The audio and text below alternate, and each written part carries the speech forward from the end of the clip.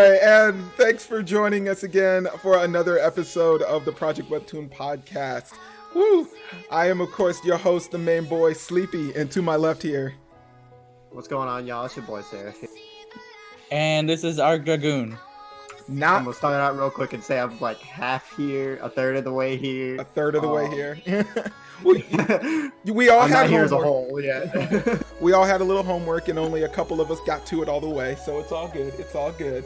Been But a little busy with things, so a little busy, yeah. I had to catch up on everything today. Like I couldn't even have time to read FFF Class Hero because like my car took a shit on me again.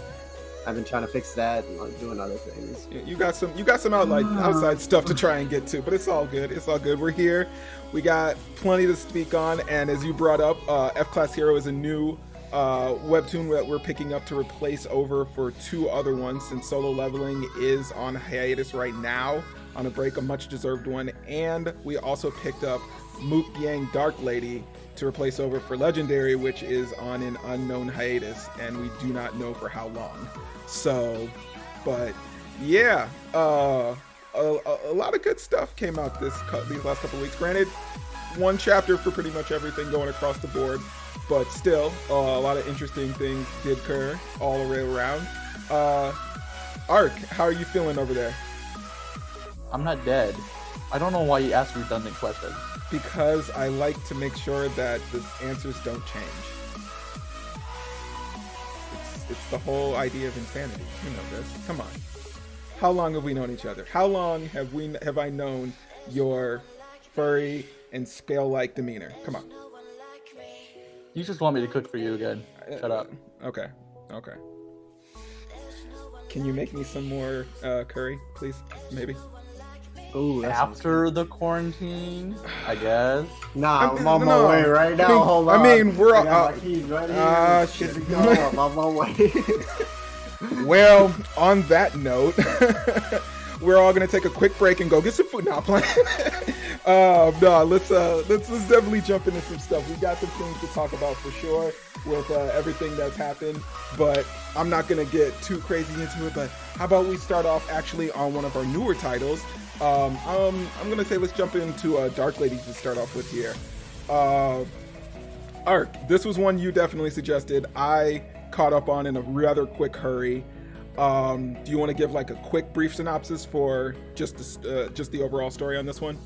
I can do that. Yeah. Story is about our main character Dark, who is this OP ass motherfucker, but then they couldn't get rid of him in his dimension, so they just whisked him away like randomly through another portal. Like, well, he's not here anymore, so he's no longer a problem. And then he lands in another world, which instead of a cultivating world, it's now a magic-based world, and he's still OP there. So then instead of finding a way to whisk him away, instead now they curse him, and he's a little girl now.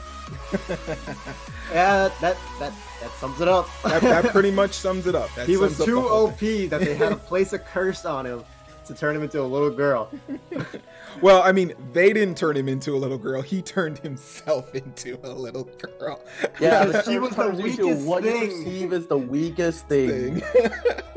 And it's incredible. The reasoning behind it. Stronger than the little girl. Yes.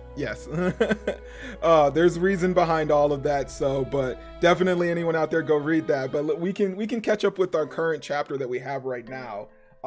Since we're after the curse, and Dark has now teamed up essentially with the people that cursed him and the kingdom that was responsible for doing it, and they're basically in the middle of, well, they just finished. They were in the middle of starting a war with another nation and more or less getting them taken out so that they could put them in a better position to take revenge for their land basically being taken.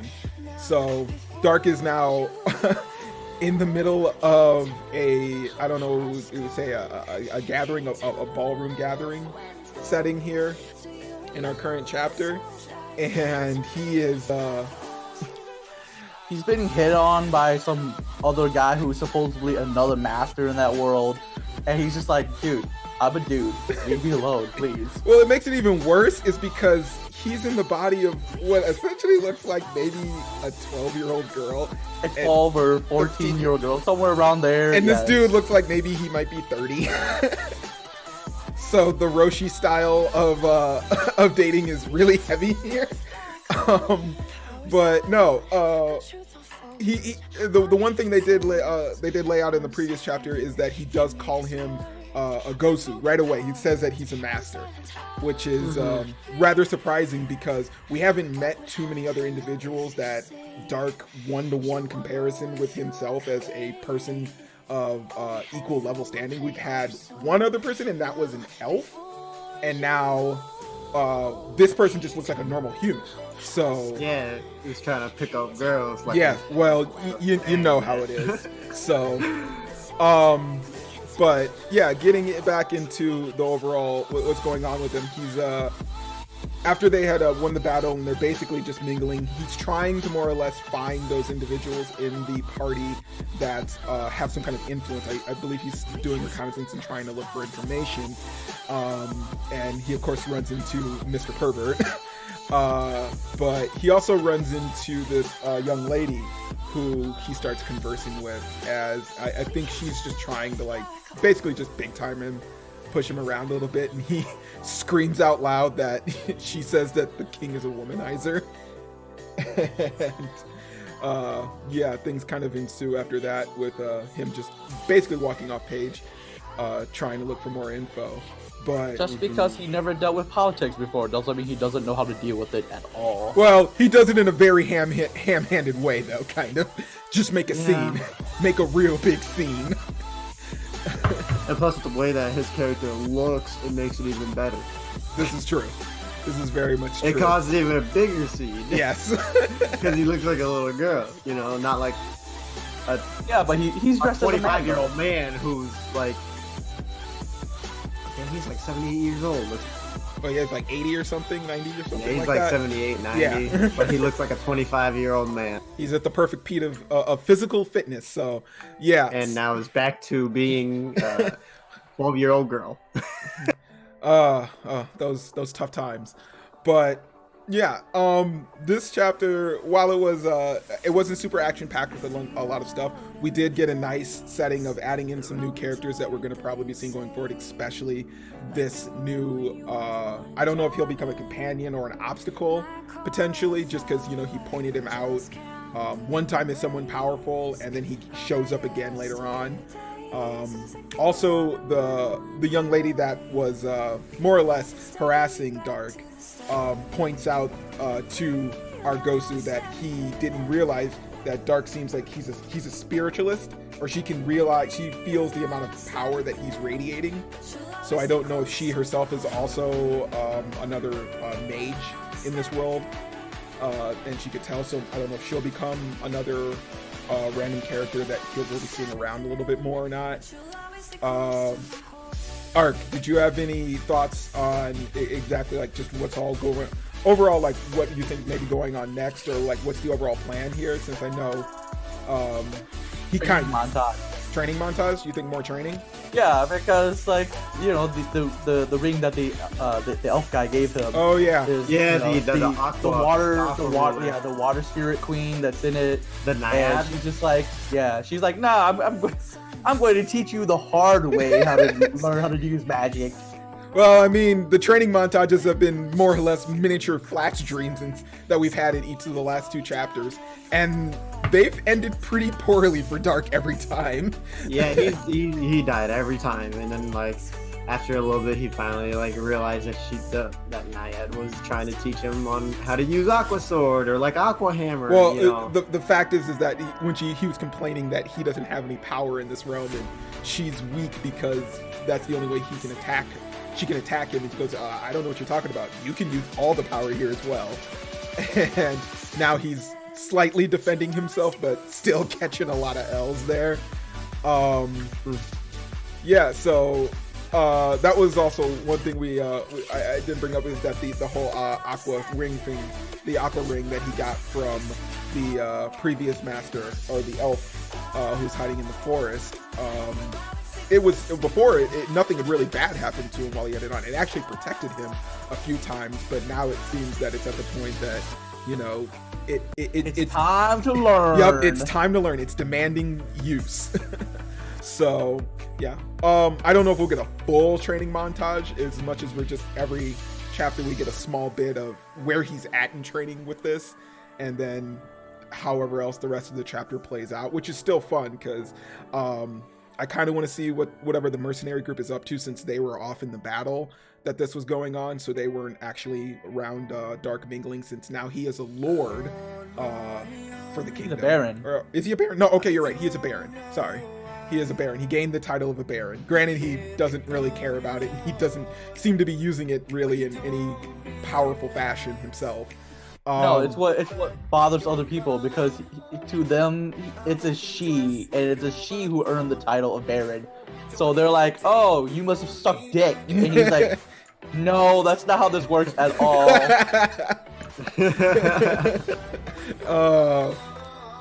Well, Dark himself will have plenty of trials to go through with this and how everything works out.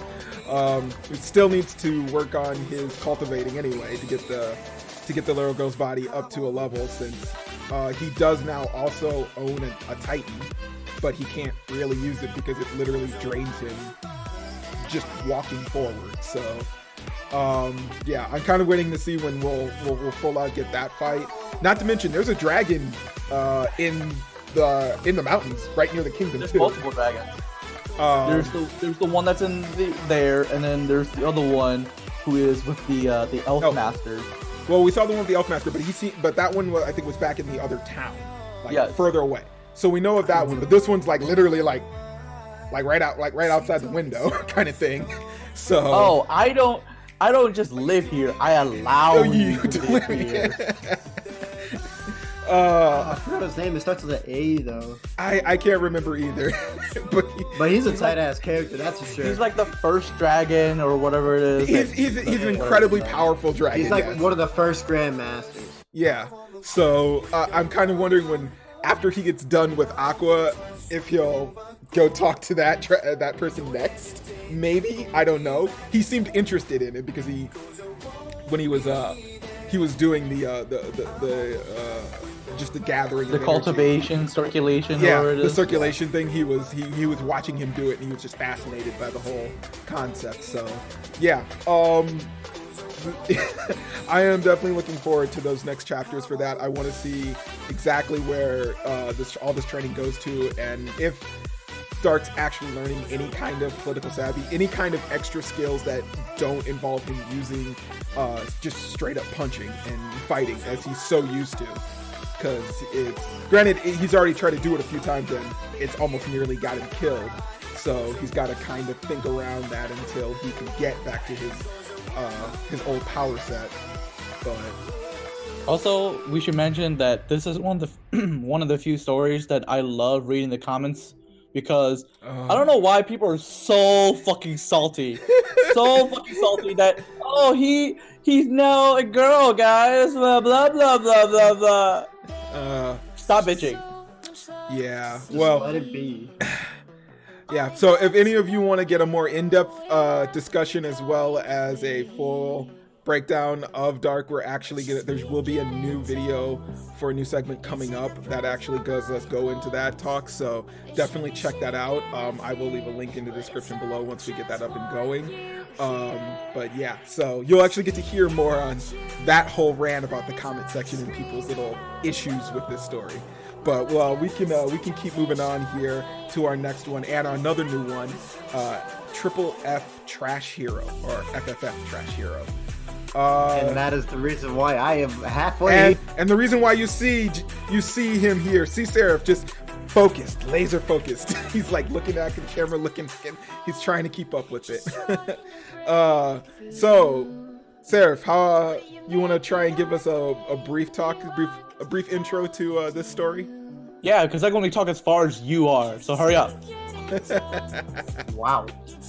So like literally, so like in the beginning, homie gets isekai'd into another fantasy world. He goes on ahead, kills the fucking Demon King, and then he just gets a report card who the fuck gets isekai into a world and gets a report card after the end, and he gets an F on like trying to make friends and shit because he just literally killed off the rest of his people. And right now, I'm at a part where he just fought an ogre, killed it. Okay. And like the thing that's pretty interesting to me is like, you know how most video games where you get a power leveling system, but like you can only kill monsters that are like 5 levels higher than you, but any higher than that you will get an XP. Pretty much. This dude literally killed somebody who's like level 296, and he's level 4. No, it's because he understands the system and how to exploit it. So, Yes. like, okay, so. God damn it! Let me fix Sarah's fucking thing. All right. So it's the story is about the main character has to reset the story because the gods of the world deemed it that he was an irresponsible hero, and he has to live his life again. So and he's so angry at them. So instead of like going through and doing it, I guess the way the gods want him to do it, he instead is like, you know what? I'm just going to like speed run this as fast as possible. You want me to make friends? No, if they're already dead, or like if I just push them aside and they're not my friends, then I don't have to qualify for that either. So it's fine. Pretty much. Yeah, so that is basically both versions of a quick synopsis for that. And yeah, so you do notice that after he completes the quest in the first one and they give him that report card, and he's the failures he gets is specifically on his character, and one of the comments is, why did you kill your completely sane comrades? Through most of the story, do a lot of his comrades seem sane? No, they're not fucking sane at all. Which is why it's like, no, they all deserve to die. They all fucking deserve to die. So the only one who's sane is the girl who's the archaeologist. Yeah, the archaeologist. Say it with me now. Even then, even then, it's because she's not sane. She's just sane. Nice. She's just really nice. She just wants to be like, oh hey, we should go do hero things. He's like, nah, I'm going to go just do it the easiest way possible, please. I mean, yeah, she is not a insane person compared, especially when you compare her to the personalities of some of the other heroes. No, she's just slightly annoying. She's like Navi when you're playing when you're playing Zelda. Legend Zelda. Navi, yes. who's just like there, who's like, hey, listen. You're like, no, stop it. I'm gonna go do this instead. Shut the fuck up.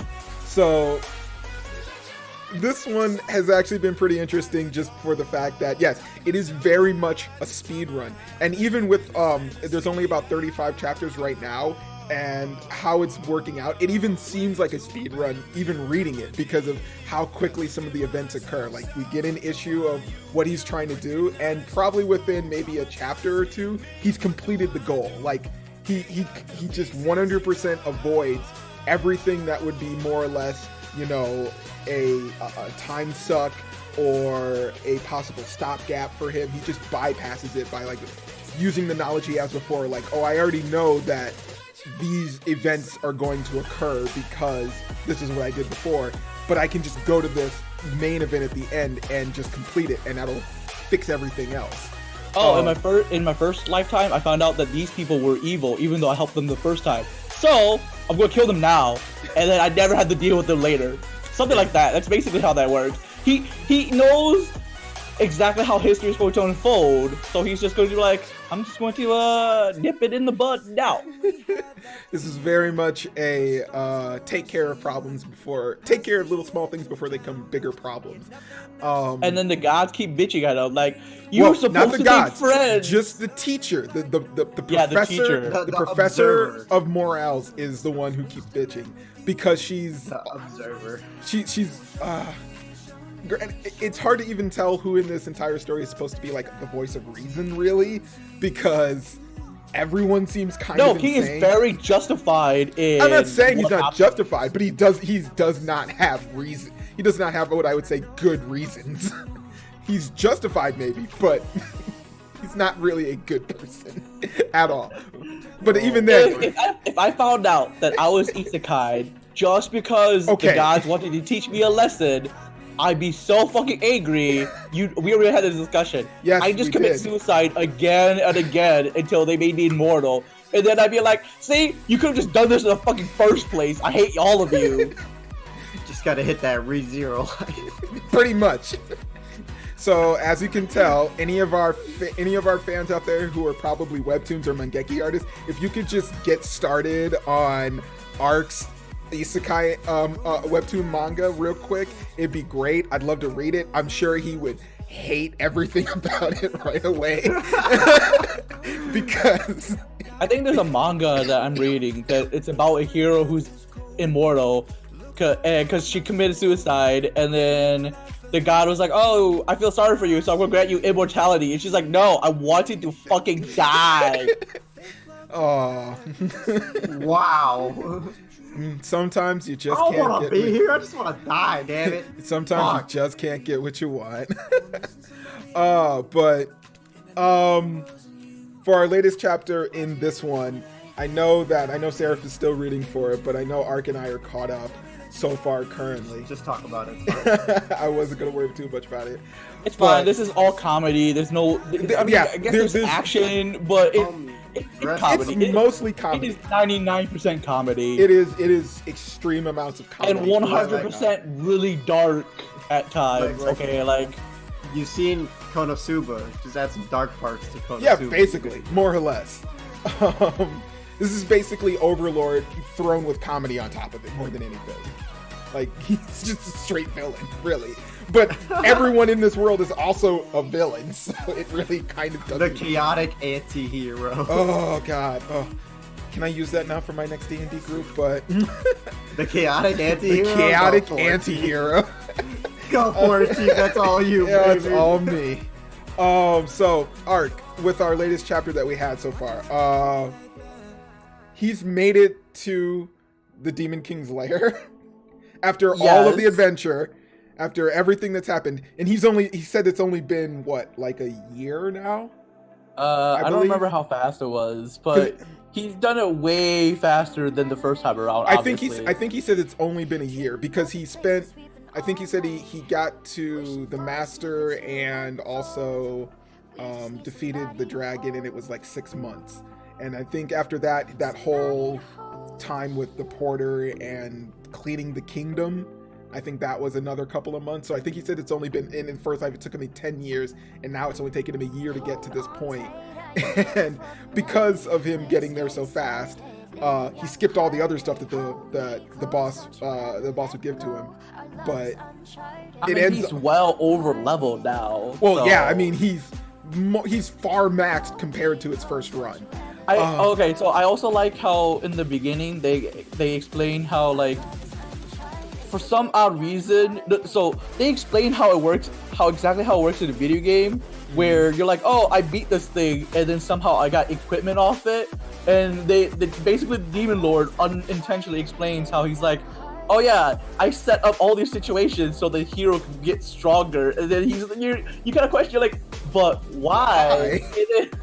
And then but then now that you know that this isekai isn't an actual isekai, but like a test world made by the gods, then like it's a giant video game. Puppets. Yeah, it's a giant fucking video game. It's a giant video the game. Explanation is that the Demon Lord purposely gives equipment to his minions and stuff to get killed, to get picked up by the main character to go through the process of becoming stronger. So he can defeat them. Yeah, so everything has just been set up for the beginning, period. And now the main character's here, more than leveled enough to be like, hey, Demon Lord, I'm here to kick your ass. Yes, yeah. But the Demon Lord is clearly not prepared or even expecting him at this point. And he's fully making out with one of the elf people. I was like, wait, the elves are a part of this? When did this happen? I totally did not understand that bit. It's fine. I'm sure we'll get a joke. We'll find out what it is. I'm sure we will probably. It was just super weird out of nowhere. I was just like, huh? Did I miss something in the previous chapters of context that explain this? No, it's like if you were playing a video game and you barged in, you found out the last boss was in the middle of fucking, and you'd be like, "What? What? Were you seriously not prepared for me?" I really don't want to think of playing Doom and to see something in that world fucking. I really don't. It has to happen at some point. No, they can make all their monsters. Shut up. I don't want to put these images in my head. Shut up. They are unhuman, unholy things. They can just make them. It's like playing Final Fantasy and you find out that Kefka was like fucking somewhere all the time until you barged into him. So he's like, "No, now I'm ready." Okay, that's more terrifying than anything else. Oh, why? That's such a terrifying thought. Just that face. Why are you guys putting these images in my... What is wrong with y'all? You don't have enough time, and the world doesn't have enough written text for that. So... we don't even have enough time to cover this topic anyway. Yeah, I know. Oh, well... It must happen off screen! Okay. So since we're completely getting off topic on that one and all overboard, yeah. So everyone, if you, I definitely say it's been a fun read for this one. It's interesting as hell. It's a really weird twist on just not only the isekai genre, but also the entire idea of the hero genre as well. Just having a person speed run through something and just completely be justified in what their actions are, even if they are pretty freaking dark. I'd say anyone out there, go pick it up, give it a few couple of reads. You'll pretty much laugh right away. The whole character is he's completely just goofy about everything he's doing. He takes almost none of this seriously. But yeah, it's really, really fun. So definitely a pickup for me. Art's been enjoying it. Jimmy is still making his way through it, but having a good time. I'm enjoying it though. Which is good. It's so good. So moving along right from there, since we were on one dark character, let's go to another demonic one in the Descent of the Demonic Master here. We only got one chapter and we are still in, we actually in this chapter we got off of the military base. It was kind of halfway off. He's not fully off. He's on leave. Break. He's on leave right now.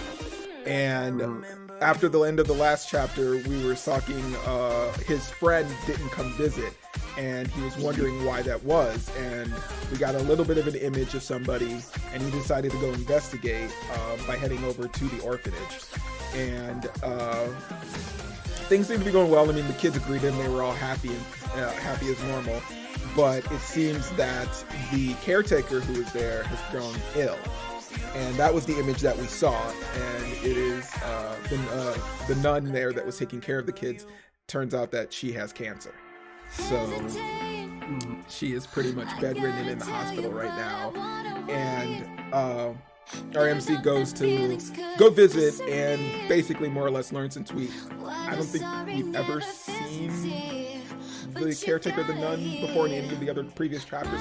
She might have been. We did. Did we? We saw her in the background. Yeah, she might have been in the background, but I don't think we ever. Yeah, she spoke about it when they talked about the orphanage for the first few times. Like, okay. When so it's fine. We know who she is. Okay. She didn't play a big part. She didn't play big parts. Just like, this is the nun for the orphanage, basically. So. Yeah. So we got a nice little moment of those two kind of conversing and her more or less being okay with the fact that she's sick and that it might be time for her to go and all this thing. And our MC kind of like coming to the grasp of that of someone just being ready to go, especially when they have a ton of things to still finish. And that's when he decides that, he's going to check her energy and see if he can fix this. And we find out that she's just completely twisted up inside, and that at his level he's no way able to cure her, even though he's basically giving continual treatment to the president, and he was basically at the same level he was on death's door. But I get this was a different kind of level of dark. It's a different kind of sickness, because the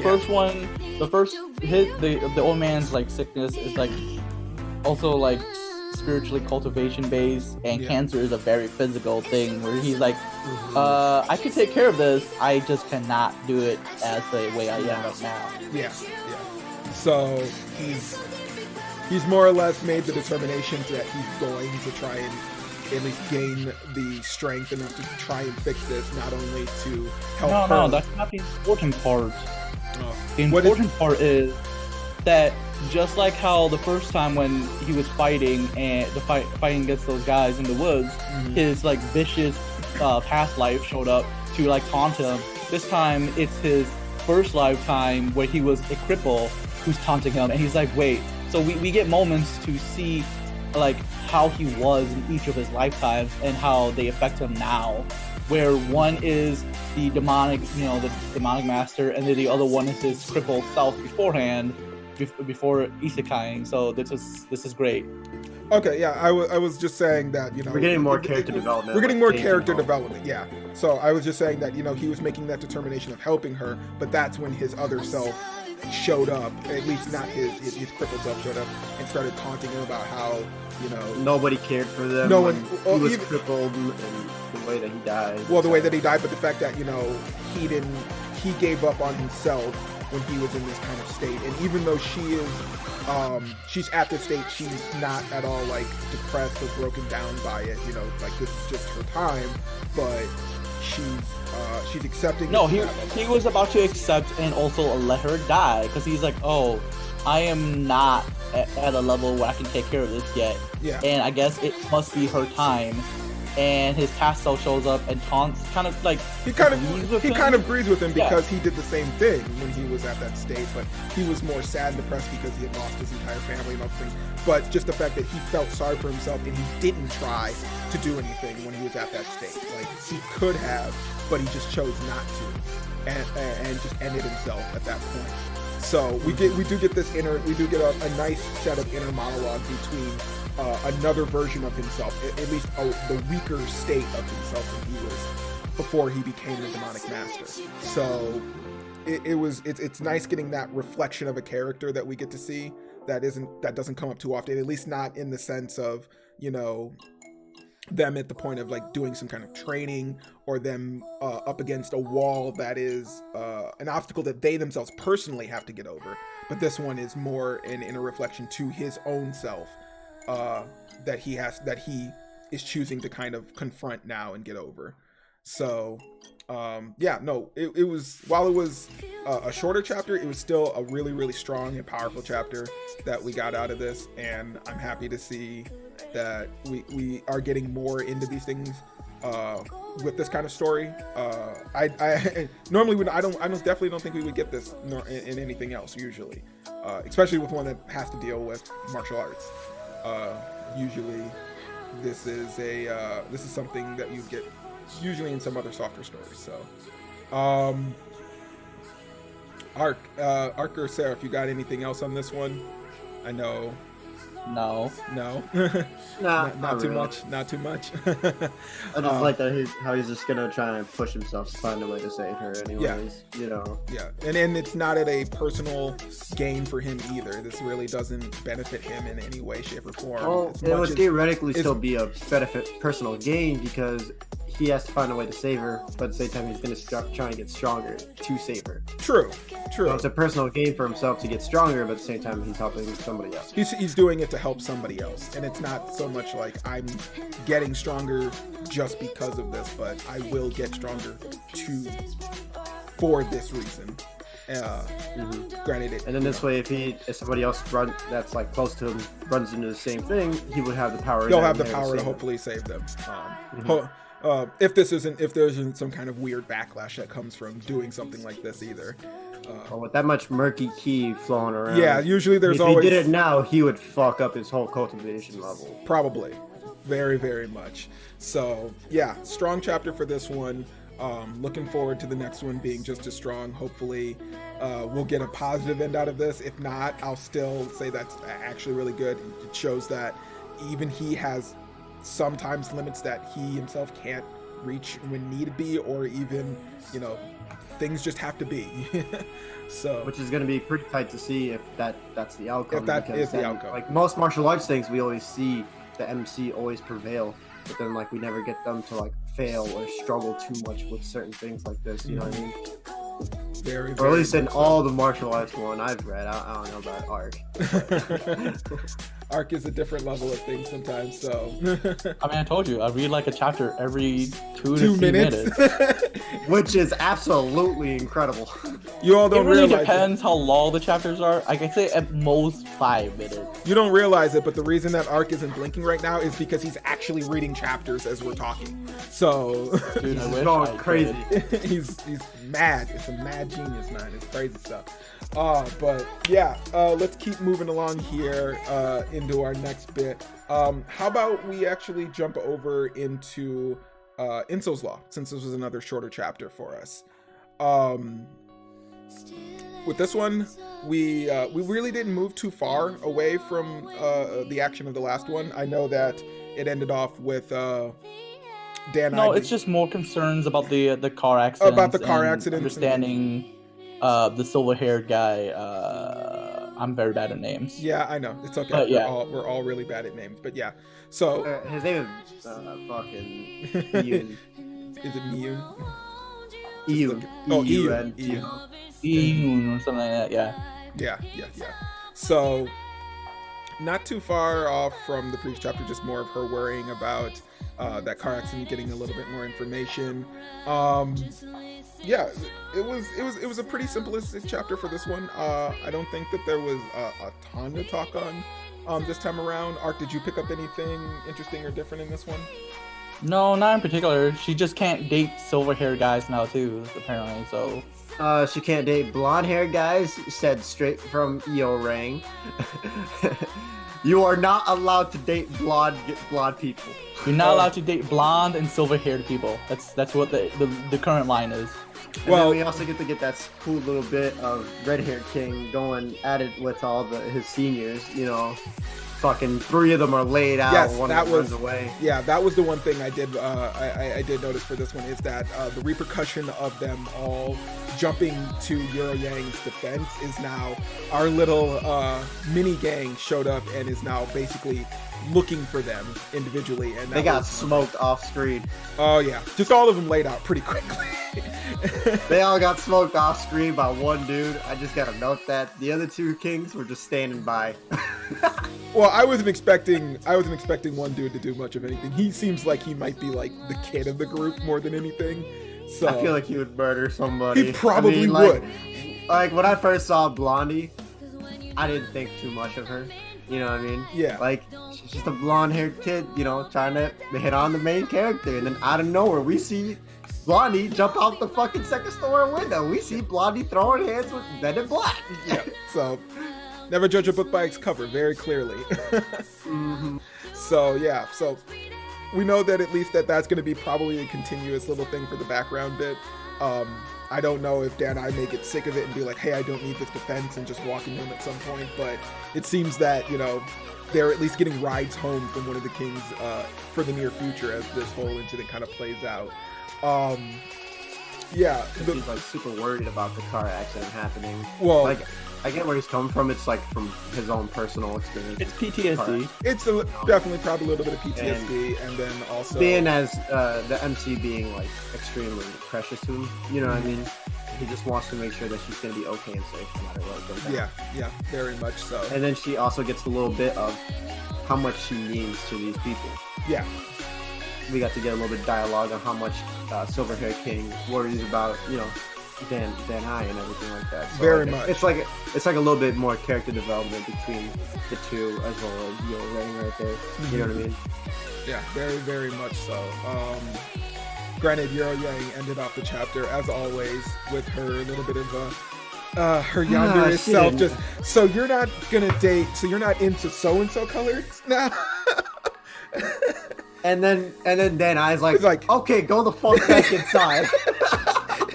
She's like, yes, go home. Just right away. Just like, you don't tell me what to do. Just instantly, I'm killing this mood that we just set for this whole chapter right away. Just to make sure. I love that undercut of comedy. But no, not well. Like I said, while not a super long chapter, a little more in-depth character development for each of the kings, Dan I, Yang. and a little bit of outside events from the school that are going on. Hopefully we get some more. I still want our gang boy to show up. I want him to finally make an appearance in the group again. Yeah, I want to see Homeboy again, to be honest, because like I want to see if he's gonna. You just want to see him throw the other gang. Stop it. I just want to see him if he fights the other gang to protect Dan-I. All right. And literally, what Silverhair has explained so far, the other gang dude is what Dan-I wants. He had brown hair. He has brown hair. Eyes. He's got the brown eyes. He's got the natural colored hair. He's got all the features that supposedly supposedly Dan-I meets. So yes, I kind of want that little bit of that friction between the potential possibility of a suitor and then all of them having to deal with that. But yeah, still always and ever is a fun read all the way around. Ready for the next chapter or next couple of chapters. Hopefully they keep up the good work on the story structure and everything. But yeah, that's really all I got to say on this one. Anything else from you two before we jump over? I got nothing. You got nothing? You got good? All right. Let's keep moving on then. Let's head over here now. Let's get a little scary. I want to jump over into Sweet Home. Since I know things are the plan is looking a little shaky. The last minute plan is gonna attempt to make its way in. Well, they are starting to drop some characters now.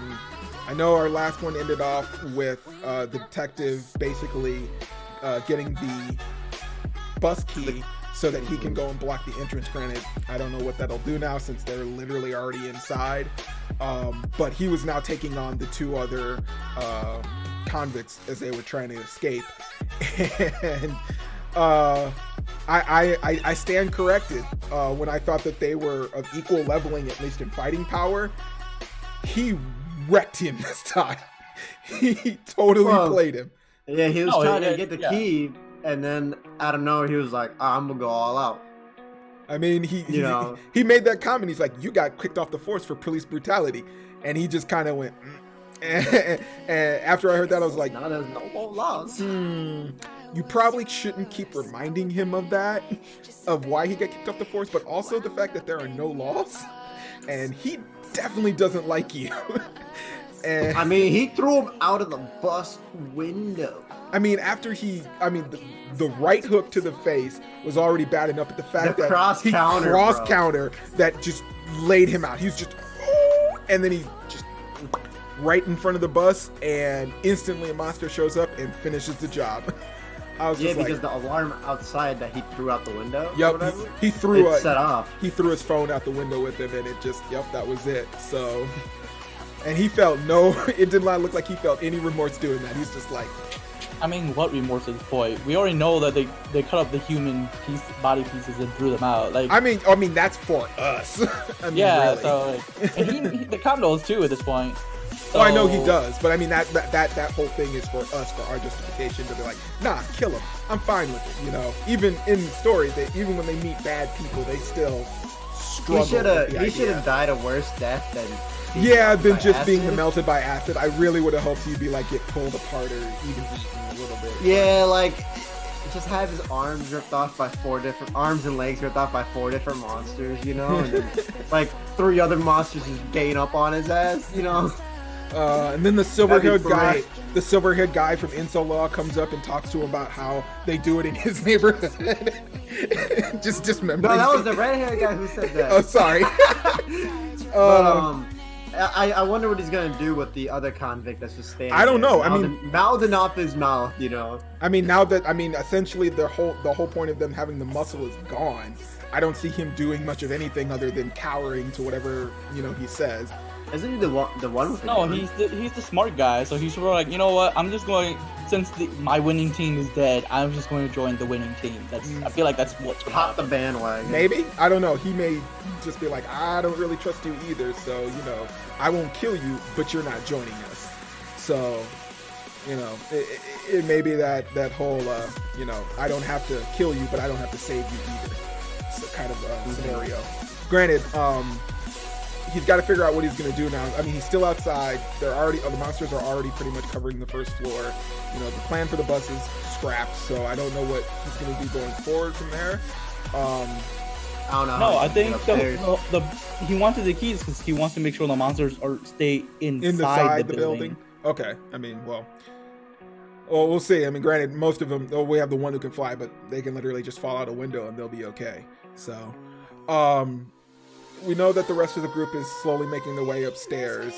MacGyver is basically giving them the lifeline to get out of the building and is choosing to stay downstairs to sacrifice himself. Yeah, he's about to off himself. He's about to off himself in the last panels there. And granted, we do see him that he's starting to bleed as well. So we don't know if maybe he has already had that happen a few times and he's just, this is easier without having to go through that. Also for the fact, they couldn't take him with him, but we got a bit of backstory on him, how he actually lost his leg. And that he lost it being a hero. He was being a hero. He lost it saving a child from an incident where they could have died. And he said like, hey, if me losing my leg means another person gets to live, I'll totally do that all over again. And it kind of it sucks because it backfired on him a little bit. He couldn't work anymore. His wife left him with the kid, and it's really shitty because he did a good thing. But all this stuff happened, and it just kind of. And granted, this is an incident of watching someone do something good and something bad happening to them, and them still persevering to the point that they themselves don't become like a negative or angry person. He still took care of those kids when they showed up. He defended them. He had food. He's helping out the entire group. He's not just laying about. Yeah. So he's showing his usefulness because of that. And yeah, I still think it's a huge, huge bad mistake that they're leaving him. It's a huge loss. It's a huge loss for them. Nobody else can do craftsman like him. Yeah. You know what I mean? He can weld. He knows how to put things together and how they should work. He knows how machinery works and things like that. He's the one who fixed the elevator, who fixed the power. Yeah, he's seemingly he's a mechanic. He can weld. He's a craftsman. He's like the best kind of individual for a party you would want in this kind of situation. So, but for them to leave like that, this kind of sucks. Yeah. But he pretty much, this is the best way. This is the way, as our Mandalorian would say. He's making the best out of all of this. Yeah. So they've I cannot remember. I'm bad with names too. I know Glasses and the one dude have made it upstairs with the plan to get out of the building right now, and the whole group is basically as they're telling him, he's realizing exactly where the mechanic is downstairs and all of this. Now I don't know. We still haven't caught up with the other two. I believe they're upstairs, right? With the unknown monster with Monster Girl. So they haven't we haven't seen what's happened to them yet, but we do know that at some point the group's going to walk into them. So I don't know if they've got an entire plan for that, especially since they have the kids. Things are definitely not in a great state all around for them. So big time. Yeah. So chances of so since we've got detective and convict on the first level, we've got the gang on the mid level, and then we've got at least the other group on the top level. So how many more people do you think we're going to be dropping out of here? I think a lot, to be honest. What's up? We're probably just gonna get down to from the 10 we got to 5. 5? You okay? So we're. I'm gonna need a homegirl with glasses to be sacrificed. You know what? I feel like she's gonna survive. She's probably going to survive. One of those two, because not only her, but granted the big guy has redeemed himself slightly, but even he was kind of shitty about stuff. So, between those two. But I feel like one of them is going to survive for sure. I'm amazed the kids have been surviving this long. Usually one of them ends up getting either snatched or does something really dumb and they get taken out. We've already had homegirl with the guitar. She's got so many death flags. I don't even know how she's just walking around freely. So nonchalant. Yeah, just there's so much going on there. But yeah, I definitely want to. I would definitely say if anyone who's reading it, definitely hit us up in the comments. Let us know exactly who you think might be going next, or even ideas of like who in the group you want to survive this. Because I feel like this is even them completing this plan seems like it's going to be dangerous enough that they may even lose people on that level. Because it is a huge Hail Mary that just has a crap ton of just failure rate all over it. But yeah, hopefully our next chapter will either get the conclusion with the monster, at least going back to that group and seeing whatever the hell it is. If it talks, if it just eats one of them, I don't know. There's so much speculation all around here. Ark, anything else on this one? Seraph? No, I think we covered it. I think we got it all covered there. All right, we covered everything. Just keep everything in that. I just want to check covered. back and run with you just in case I'm missing something, because I know there's a few chapters in there at times I'm just like I didn't pick up that, because I definitely wanted to bring it up here as we move over to Peerless Dad from the last chapter. We've got Brother Now is off on his adventure, off on his job for what he's doing, but back from the previous chapter, after the throwdown with the kids, we got a moment of the daughter meeting up with her master and doing some meditation. And the old man who apparently has a shit ton of money, but decides that I'm just going to sweep. I'm gonna live like kind of like a hermit bum. But yeah, he was making those comments. He's a about king. But he's just chilling. Yes. He was making comments about how her power is progressing and how she is already able to use rather advanced techniques even without ever having studied or so much practiced them. This actually brought light with the previous chapter where the Heavenly Dragon, the one tiger guy, was going off to this tower, and we find out that is more or less their scholar's library. Because in this world they actually have individuals who are not martial artist trained people per se, but they are the key holders of all the knowledge of the martial arts. So individuals who basically mentally break down exactly how all of these techniques, how all of these moves and everything should work, even though they can't perform them. He goes there basically to try and get some information to figure out exactly what's happening to the two boys. Now boys, because he's noticing that they're able to use certain energy abilities that they haven't been taught or trained on. No, it was the concern about like, oh hey, they're obviously cultivating some sort of key, but it's not any key that we know of. Is it dangerous to them? Because we don't want mixing and matching. Well, we knew before when they were injured that they all had mixed and matched ki, and that was the problem. That's the one thing that the sword master priestess, she fixed her when she was healing them. Because in this latest chapter, but she couldn't fix all of it. All she did was put her own key in it. Well, she more or less cleared it out. She more or less cleared most of it out, but then she like rebalanced it so that it's more in a functional state that they should be at. Basically, building them their base that they are supposed to get. And when he goes to the scholar and he speaks with him and he brings the two boys, he makes the comment to them that yes, they do have some energy, and yes, I can feel the previous master's energy that she used to fix them, but they are cultivating or building some kind of energy, but it's not anything that we've seen because you're not teaching them anything, right? And no one else is. Okay, so where are they exactly getting this from? And that came into the knowledge base. It's like going through all of this knowledge. It's like, okay, there's nothing at least that we have written down or that we've seen that explains what's going on with them. And the whole idea is that more or less we're going to now start observing them because we want to understand that this may be a new form of fighting or energy cultivation that's coming out of them because of what's happening inside. No, they also want to make sure that if they teach them anything, will it not make them basically blow up because it's incompatible with what they already have. With what they have, yeah. So still that extra layer of, you know, and it's not what they learned from their dad. It's from the fucking two old twins. Well, it's from the two old twins.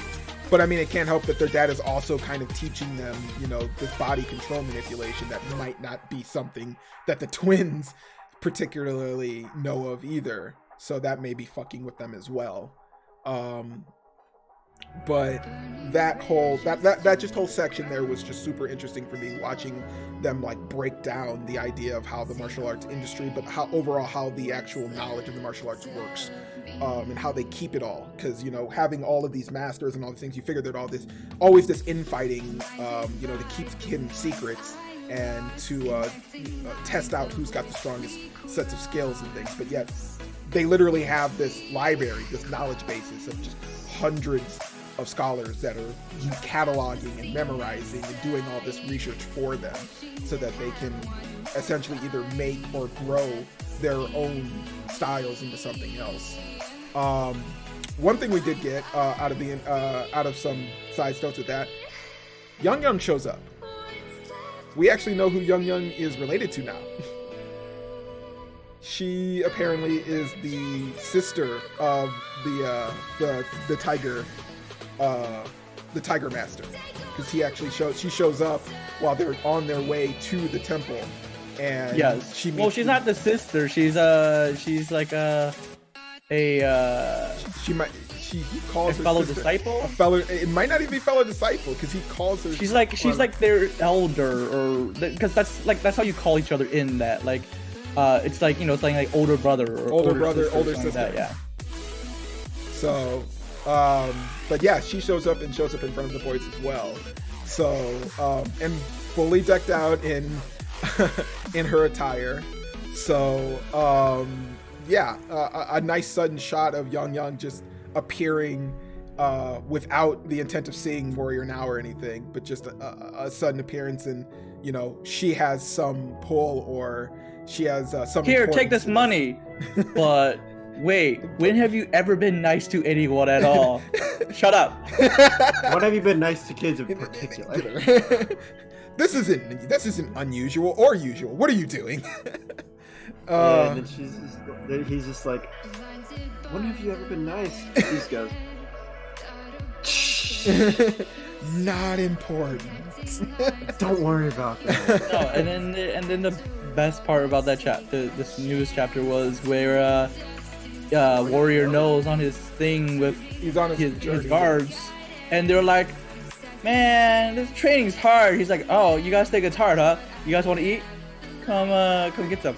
You know, no, you gotta pull the panda on him. Yeah, it's good that he's finally kind of like, you know what? I'm tired of y'all bitching. Like, it's either you guys want to get stronger or you're gonna bitch. If you're gonna bitch, then you get no food.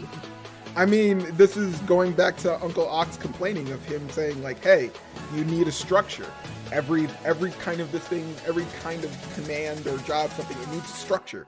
Otherwise, people are just gonna do whatever they want.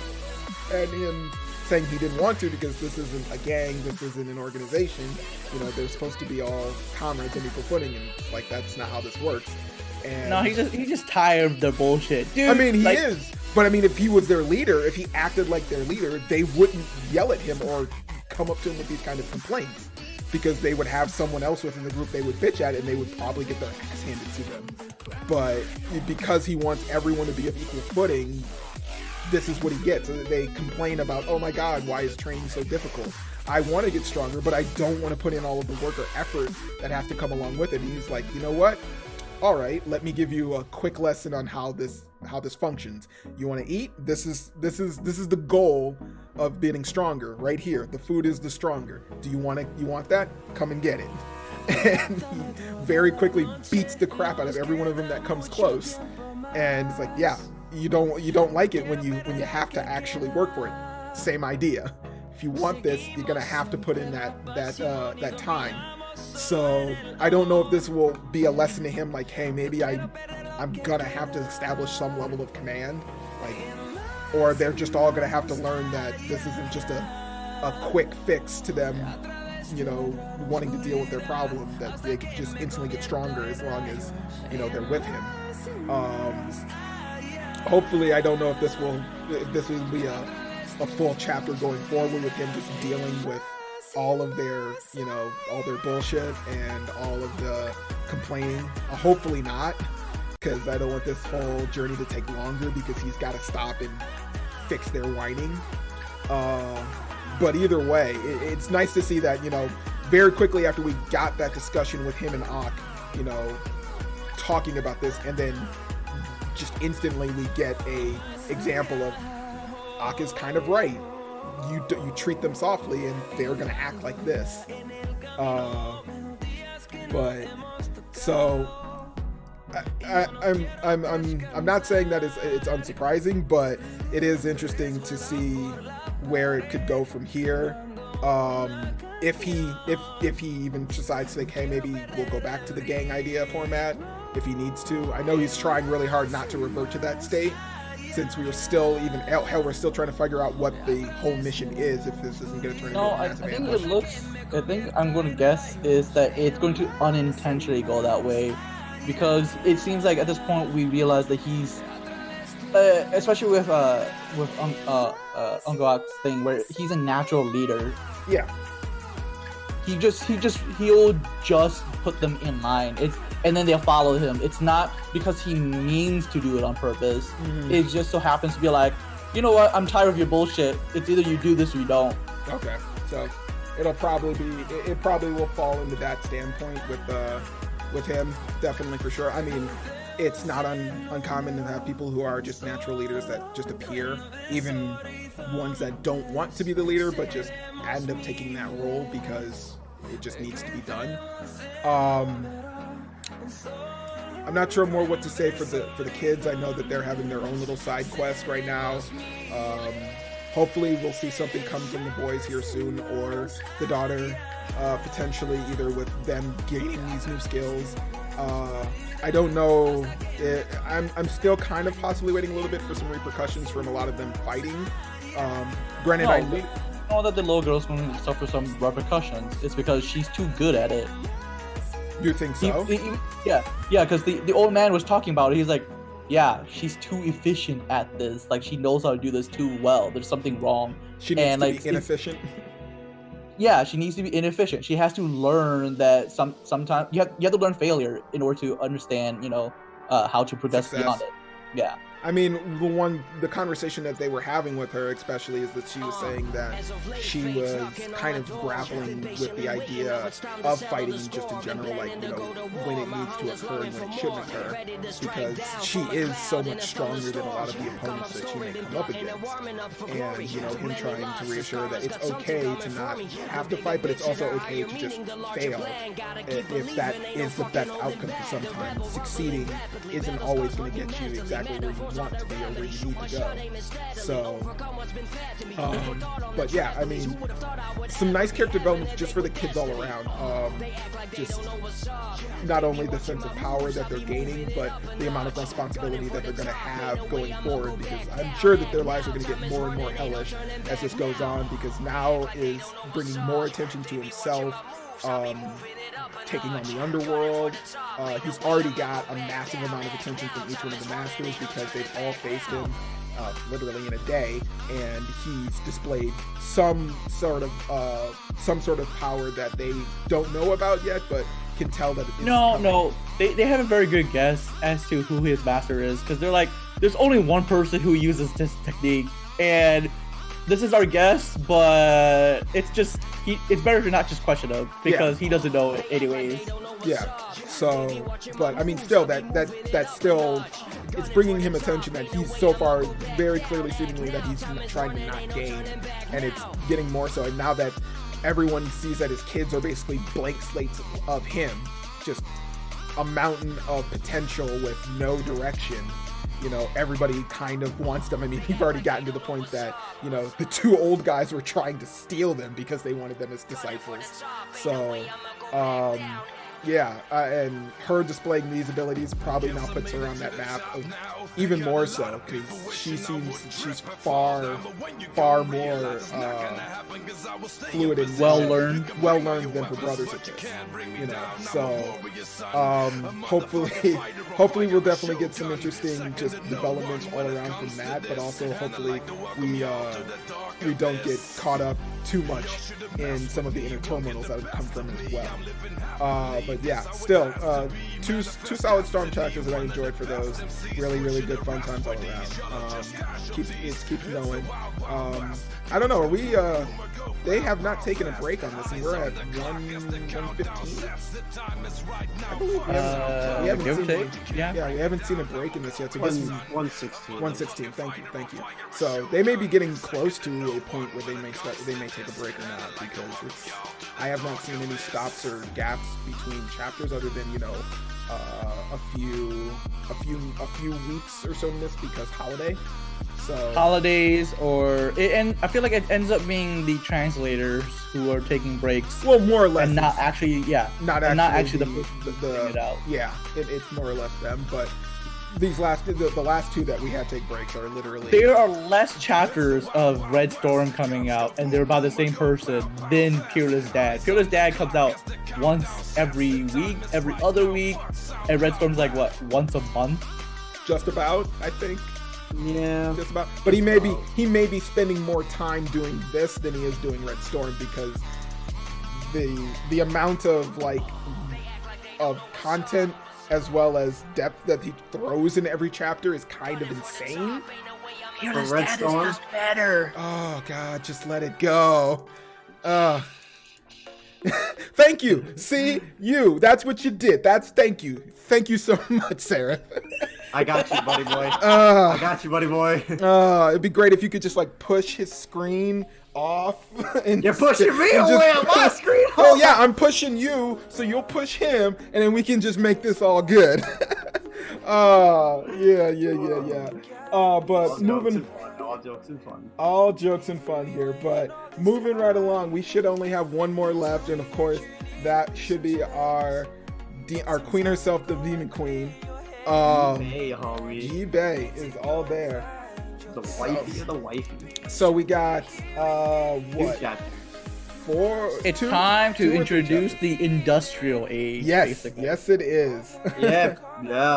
They got into the business aspect of things for merchant and marketing and stuff like that, and now they're about to get industrial as fuck and make machines to make things for them.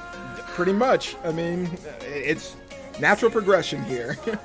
So yeah, we got back from the dungeon and we got back from our quiet night out, headed back to town.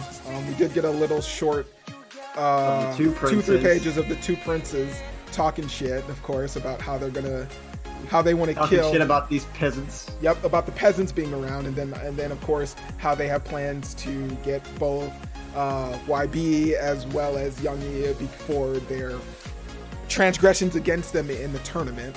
But very quickly they get thrown off frame. So by a semi truck with mechanical arms. Just what the fuck.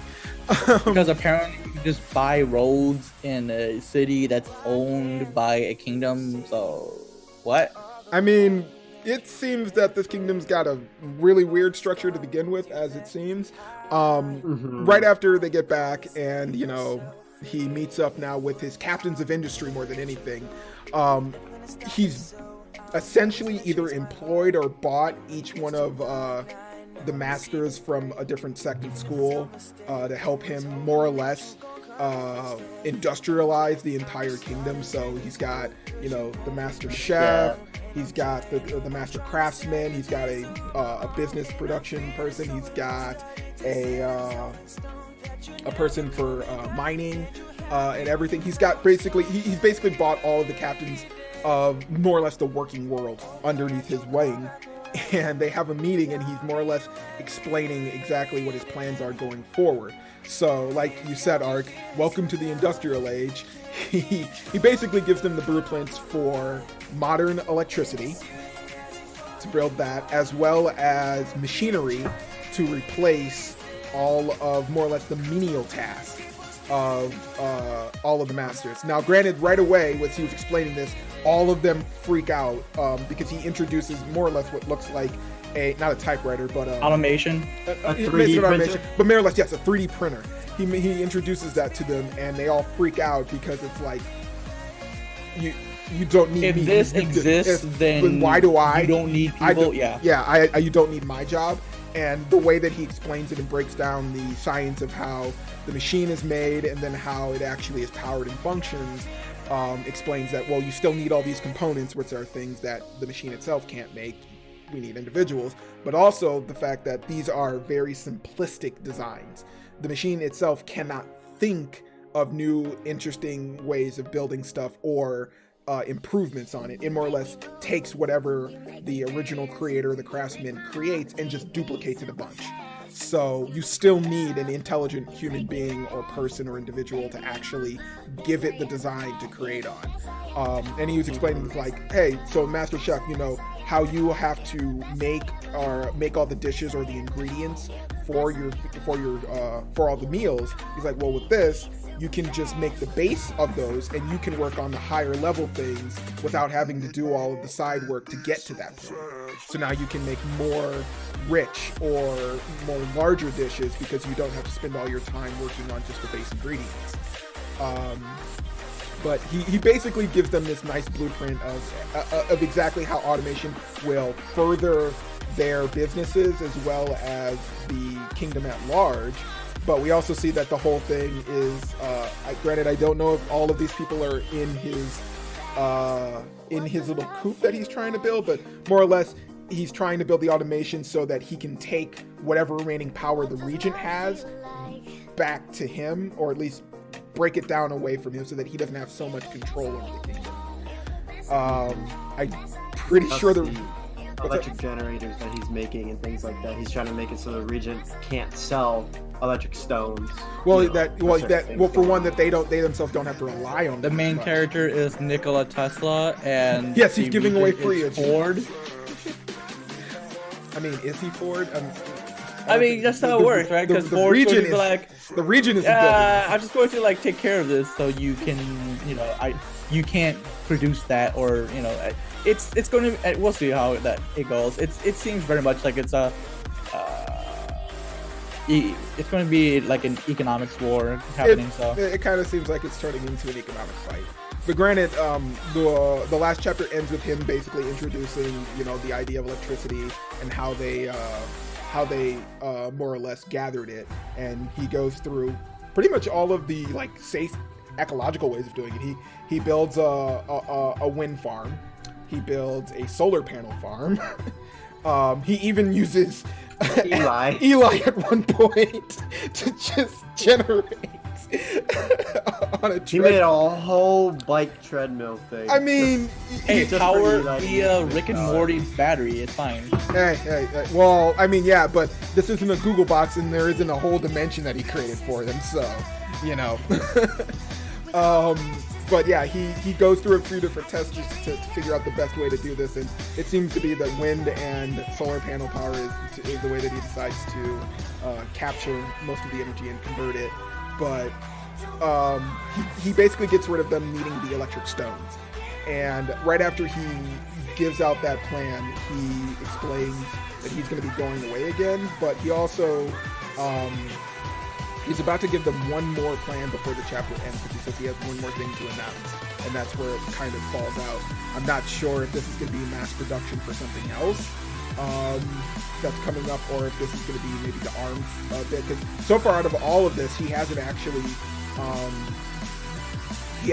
shown off anything about armaments or weaponry, really. This is all just everyday items that people will use so far. So things for clothing, things for shopping, things for building, all of that. So I'm guessing it's wise that he doesn't, because he wants to keep a low profile, at least on that level. Doesn't make him look like he's stockpiling weapons. But yeah, so a lot of planning came from these last two chapters. And YB definitely took notice of it, that, Granted, no one else seems He's to be. not just useless wood. He's not. Yeah, he's not useless lumber. But also, I'm amazed that no one's freaking out the fact that even with all of his designs, that it's just so much better for their lives and modernizing it. He's slowly just building the world to be back to his world more than anything. I'm kind of impressed that he hasn't built a toilet yet. I kind of feel like he would have. Seraph, your mic is muted. You forgot. I think there you go. There it is. Plumbing is nice. I just slammed the fuck out of my controller. Plumbing is nice. Maybe that may be something else he'll build in future time, but yeah, so he's slowly getting back. He's basically slowly building up to the modern world in the feudal lands. So hopefully with this next one we'll see exactly what his big push is to go with that. We still haven't seen anything more come from the hidden figures that showed up at the end of about 2 chapters ago. Not to mention the regent's daughter still hasn't made her presence reappear yet either. But yeah, we're building to something. I'm not exactly 100% sure what, but at least we're building a base that at least will give explanation for him having the resources he needs, since he's carving out a part of the kingdom that's solely going to be owned by him. Any thoughts from you two on what we got coming up for later chapters on this, or at least what you're maybe looking forward to? War. You're just looking forward to war. The war against the region. I'm positive. Yeah, I'm pretty positive it's going to end up being like a war against the regent. Okay. I mean, we still have the ongoing war outside with the demon worlds as well. So yeah, and the regent's busy doing that, seemingly. Yeah, but he's gonna be occupied with Xiang Ye, hitting him up with a war inside the kingdom. War inside the kingdom. Boy, you thought you could try to do all this bullshit? Nah, fam. Sometimes you gotta push some people in different ways. They can't protect their neck on every level. So, but yeah. Yeah, these 2 chapters were actually pretty fun, just for the fact of seeing a different light of the world and getting an entire breakdown of the industry of what's going on. Also showing that the main character has more skill than just, being useful in a fight or coming up with some really imaginative thing in the middle of a conflict. Maybe we might even get more of a, like Ark said, this might be more of a political fight or even an economic fight. So we'll have to see how he handles this with other people, because I'm sure he hasn't employed everyone in the kingdom, and I'm sure some people are not going to be happy with some of the changes that are coming by far. I don't know how this may destabilize things. I kind of want the principal to show up again, because I'm kind of wondering if he might give some 2 cents on this, since I know he's been absent for a little bit, and he's the only one that knows that Young-E is not from this world, and that W.E.B.T.O.O.N is also the demon. So, he may want a progress report on something like, hey, what's the plan? What are you doing? I noticed all of a sudden everyone on the whole kingdom's got a bike. Why? The only thing we're going to see the principal say is, you son of a bitch, I'm in. Only if you give me all 6 of those figurines that you just made. I want one each of all of each of the teachers. It's incredible how we see whenever he switches over to the business side of things, he just goes crazy with it. He's like, okay, so what is our best selling figurine? They show them this, and then he goes, okay, we're gonna use this to advertise the flute powder. Yep. And I'm just like, it's fucking nuts. And the fact that he even introduces the idea of flute powder, but more or less inoculations for people. He's even trying to better the betterment of the entire the citizenry of the kingdom. Hey, let's make everyone healthy. Just the let's best. try to make people not die in the kingdom. Yeah, just the best. The best kind of businessman you'd ever want.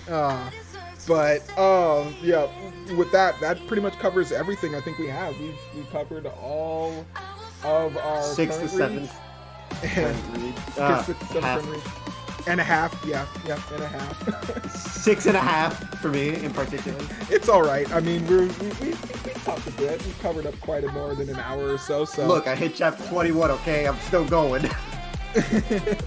I'm proud of you, even if Ark is staring you down from the left there. I saw him nodding no. Yeah, I know he wasn't. Hey, I can nod in disappointment. It's okay. You good. Yes, it'd be great if you only nodded in disappointment, and if I couldn't feel it from over here. Could you not do that? Could you, please? Yeah, that's what I thought. Anyway, we can go ahead and close this one out. Seraph, as you know, you are our big finish.